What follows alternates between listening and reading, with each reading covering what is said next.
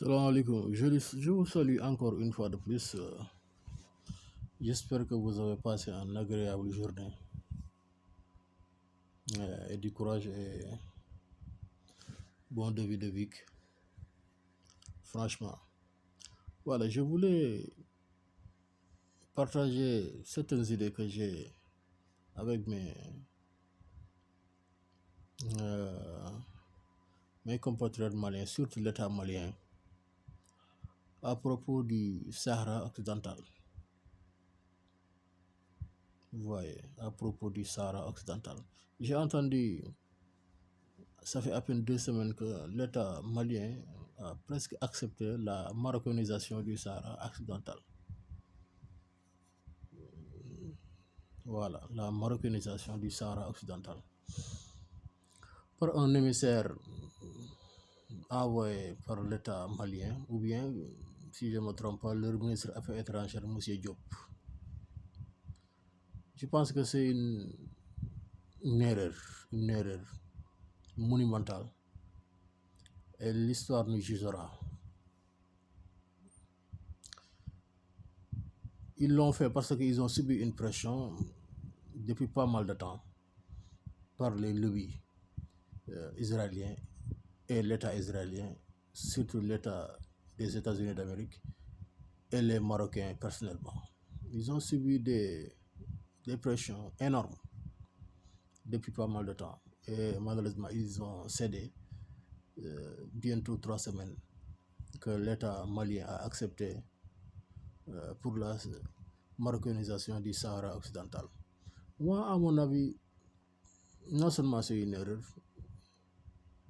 mais en ce qui me concerne, en tant qu'un Africain, un Sénégalais, un citoyen sénégalais, qui a un rôle de veiller sur son espace sahélien, l'Ouest africain, je peux dire même l'Afrique tout entière, en tant qu'un citoyen sénégalais. Ce qui est son rôle, ce qui est mon rôle. Et je n'arrive pas à assumer ce rôle-là, d'être un surveillant, un garant qui veille sur la stabilité de notre sous-région, Afrique de l'Est et Sahara, à côté de notre espace sahélien. De mon point de vue, c'est une erreur monumentale que l'État malien a commis. Et la démarche marocaine, américaine et israélienne et les lobbies commencent à montrer son efficacité. Comme je n'arrête pas d'écouter les médias internationaux, surtout les médias marocains, parce que en matière de géopolitique internationale, le plus important c'est de s'informer, de se ressourcer là où on trouve les vraies ressources et là où viennent les vraies ressources. Ça aide beaucoup. Ça aide beaucoup. Pour parler encore les plus jeunes comme moi dans ce continent, j'espère qu'ils vont me comprendre. Je vais donner un exemple en matière de sportif.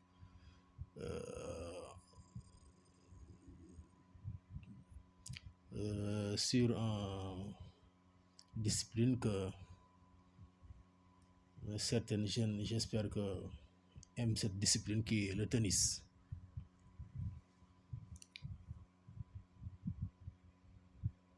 Il y a un grand master de 1000.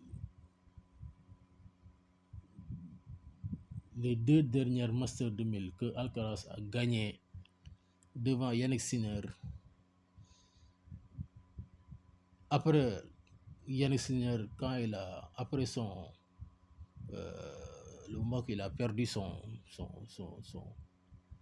statut de premier mondial en matière de tennis, quand Alcaraz l'a récupéré, ces 2 dernières Masters 2000, Alcaraz l'a dit un jour après un match à Yannick Sinner. Il l'a dit, Yannick, je suis au courant, écoutez-moi très bien, je suis au courant, je suis informé, je m'informe tous les jours sur vous, sur toi, sur ton staff, sur tes entraîneurs.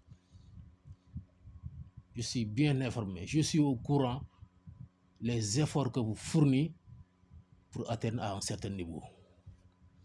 Les efforts que tu fournis pour atteindre à un certain niveau, pour arriver jusqu'à ce niveau là où tu es. Yannick Sinner. Ça veut dire quoi? Non seulement si Yannick Sinner, j'espère qu'il a très bien compris parce que c'est un athlète de très haut niveau. Et je lui souhaite bonne chance à ce jour de match. Je ne sais pas comment ce match a terminé parce que tout à l'heure, son match avec Medvedev, le match était interrompu. Je lui souhaite bonne chance pour qu'il remporte ce match et remporte ce tournoi. Et bientôt le Roland Garros en France. J'espère qu'il le remportera avec l'absence de Alcaraz, malheureusement. Et on lui souhaite une bonne rétablissement et bon retour pour qu'il puisse continuer sa concurrence extraordinaire et saine entre lui, Yannick Sinner, Medvedev, Zverev, voilà, Rublev et les autres. C'est ça que Yannick Sinner l'a dit. Il a dit que c'est ça que Alcaraz l'a dit. Il a dit que Yannick Sinner, je suis au courant des efforts que tu fournis pour arriver à ce niveau là où tu es. Ce message-là, ça, d'abord, c'est une vérité. 1, 2, c'est une information de taille que Alcaraz. Ce message-là, il y a la positivité, il y a la négativité. Il y a la positivité, Alcaraz s'en sert pour élever lui aussi son niveau. Mais ce message-là aussi, j'espère qu'il va s'en servir pour relever encore son niveau de jeu parce qu'ils savent que Alcaraz le suit du matin au soir. Donc voilà, à un certain haut niveau, soit politique ou sportif, l'information est très importante. Donc à cause de ça, je n'aime pas à écouter les médias marocains. J'espère que les jeunes, les plus jeunes qui aiment le sport, surtout ce sport formidable qui est le tennis, que j'aime beaucoup, depuis mon enfance, j'espère qu'ils vont comprendre ce que je veux expliquer sur cette message. Voilà.